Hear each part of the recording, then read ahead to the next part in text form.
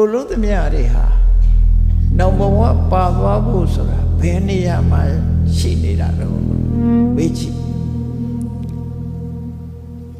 နှလုံးသားထဲမှာရှိနေတာလားအုံနောက်ထဲမှာရှိနေတာလား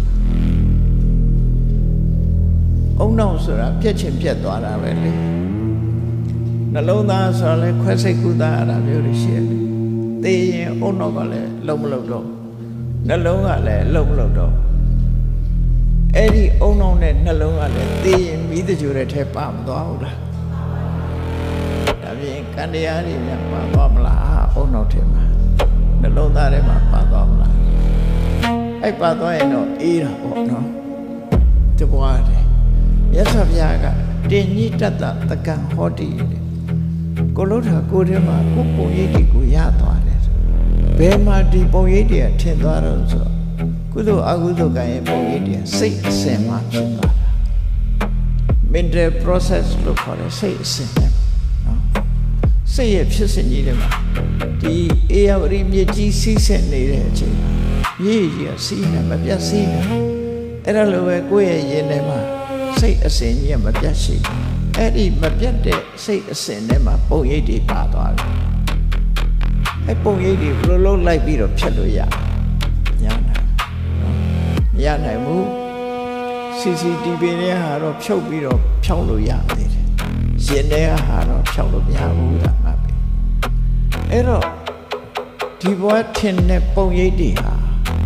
လူသေးသွားတော့ပျောက်သွားရောလားလို့ဆိုမြတ်စွာဘုရားတင်္ဆအာရယကိစ္စတိဒီပုံရိပ်တွေဟာသူနဲ့အတူပါသွားလိမ့်မယ်တဲ့ပါသွားမှာပဲ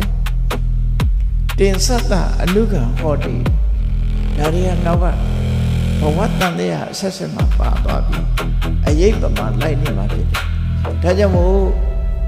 ပုံရိပ်မကောင်းတဲ့ပုဂ္ဂိုလ်တွေဟာဆင်းရဲဒုက္ခနဲ့ကြုံတွေ့ရပြီပုံရိပ်ကောင်းတဲ့ပုဂ္ဂိုလ်တွေသာချမ်းသာဒုက္ခရရှိမှာဖြစ်တယ်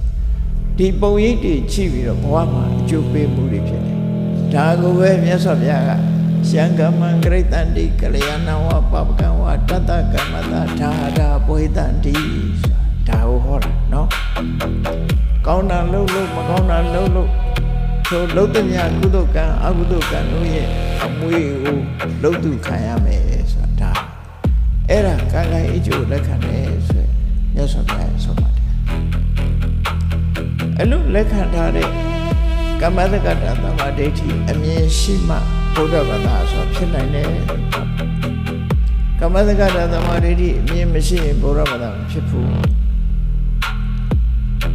ဘုရားတရဏံကိစ္ဆာမိဆိုနေပေမဲ့လို့ကံမယုံကြည်ဘူးဆိုရင်ဘုရားဘာသာဆက်ဖြစ်ဘူး